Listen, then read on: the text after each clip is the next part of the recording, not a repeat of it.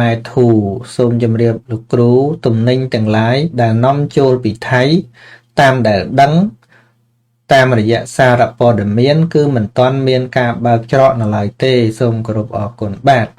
បើអត់ទាន់មានការបើកចូលថ្មីមកទេយើងជួយទិញអាចារ្យឲ្យអស់ទៅបងប្អូន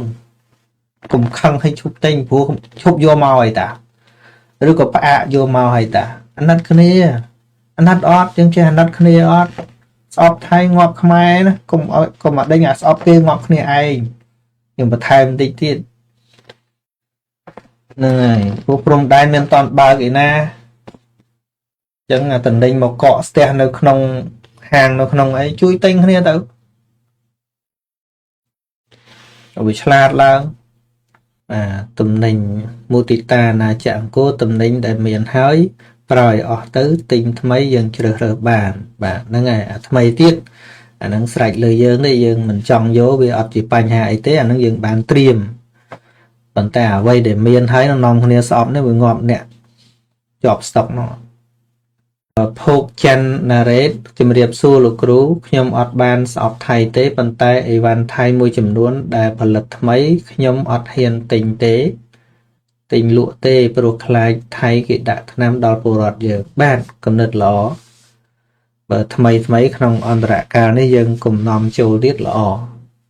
នឹងលក់តែរបស់ចាស់ឲ្យអស់សិនទៅរបស់ថ្មីនេះបើគ្មានការត្រួតពិនិត្យត្រឹមត្រូវទេវាអាចគ្រោះថ្នាក់ដែរមិនដឹងថាគេស្អប់យើងយ៉ាងម៉េចហ្នឹងហើយអាការដុតគ្នាឲ្យខឹងហ្នឹងបងប្អូនណាខ្ញុំវា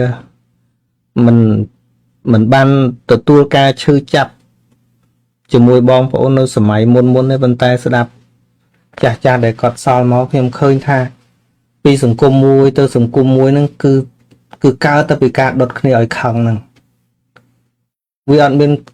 ចេញពីគតិបណ្ឌិតវាអត់មានចេញពីគតិល្អវាអត់ទេហ្នឹងហើយមិនសូវយកមកថាណែដើម្បីអភិវឌ្ឍស្រុកទេសយើងហ្នឹងវាត្រូវអញ្ចេះមិនសូវពយល់ចឹងឯងមកដល់វ័យអានោះវាមិនកើតទេបើអញវាចេះអញ្ចឹងឲ្យតែខឹងអញ្ចឹងប្រជាប្រិយរបស់ម្នាក់ដែលកើតឡើងគឺទល់អ្វីអានេះវ័យអានោះបានអញមានប្រជាប្រិយវាគ្មានសមត្ថភាពពន្យល់ឲ្យរះ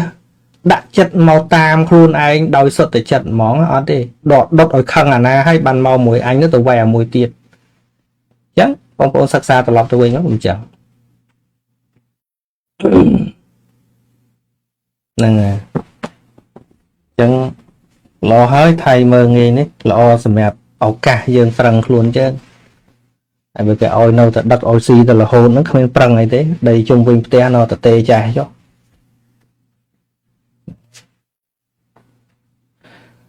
កុំចាំណាធ្វើទីផ្សារឲ្យយើងបងប្អូនធ្វើទីផ្សារដាក់ឆ្នាំងយើងដំបងអានេះខ្ញុំនិយាយតែពីរឿងមនុស្សស្រឡាញ់ជាតិទេស្រឡាញ់ជាតិត្រូវស្រឡាញ់ខ្លួនឯងស្រឡាញ់ជាតិត្រូវស្រឡាញ់សុខភាពខ្លួនឯងធ្វើម៉េចឲ្យមានសុខភាពល្អ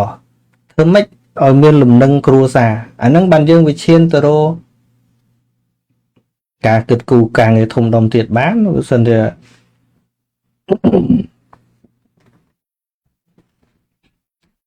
រឿងលប៉ៃធ្វើជាគំរូជុំវិញផ្ទះធ្វើកើតប៉ុណ្ណឹងហើយទៅគិតការងារមកប្រទេសស្អីទៅហៅថាខ្ញុំ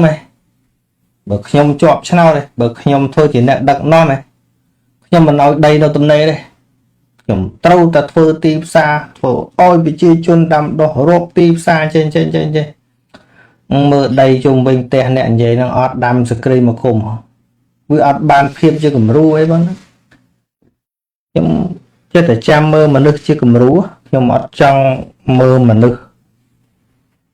គ្រាន់តែពោលទោសគេបើអញវិញចេះចោះវាធុញមើលបងហើយខ្ញុំ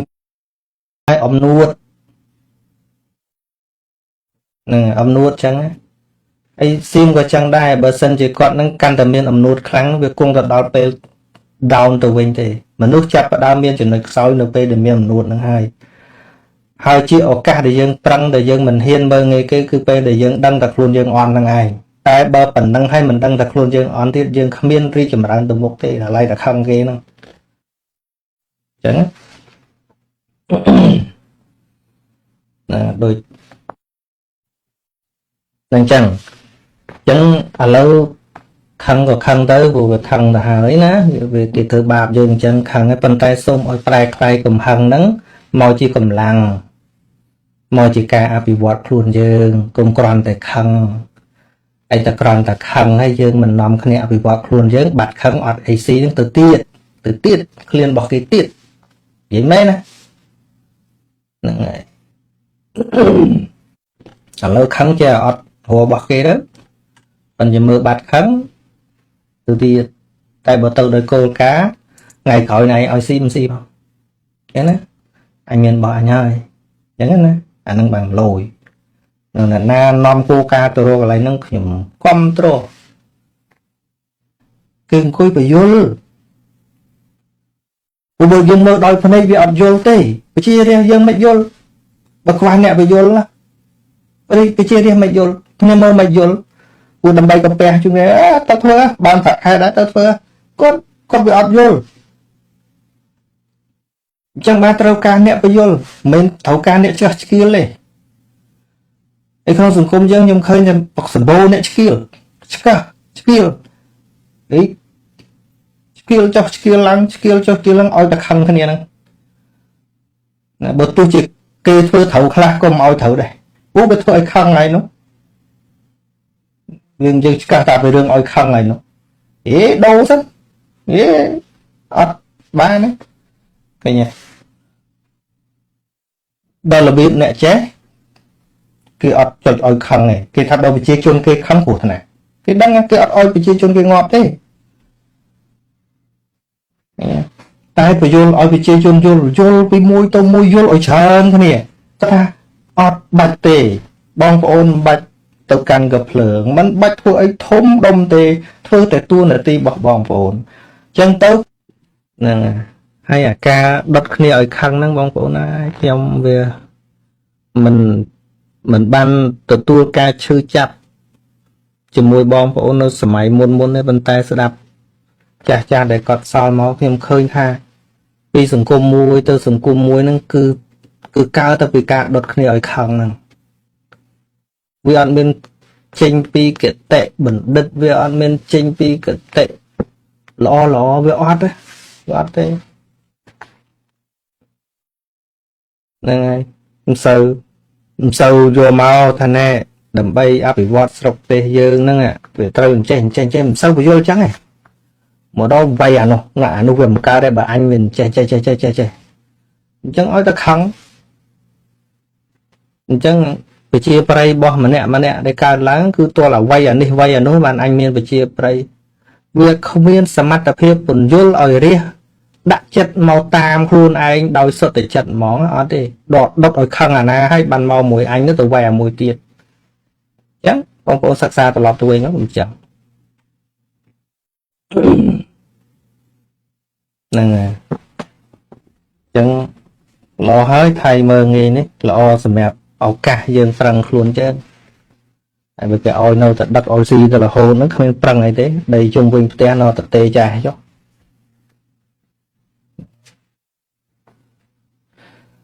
កុំចាំណាធ្វើទីផ្សារឲ្យយើងបងប្អូនធ្វើទីផ្សារដាក់ឆ្នាំងយើងដបងអានេះខ្ញុំនិយាយតែពីរឿងមនុស្សស្រឡាញ់ជាតិទេស្រឡាញ់ជាតិត្រូវស្រឡាញ់ខ្លួនឯង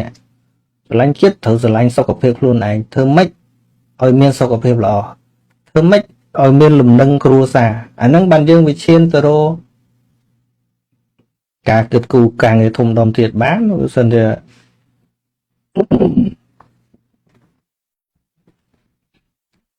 រឿងលប៉ៃធ្វើជាគំរូជុំវិញផ្ទះធ្វើកើតប៉ុណ្ណឹងហើយទៅគិតការងារមកប្រទេសស្អីតែហៅថាខ្ញុំបើខ្ញុំជាប់ឆ្នោតបើខ្ញុំធ្វើជាអ្នកដឹកនាំខ្ញុំមិនឲ្យដីនៅទំនេរទេ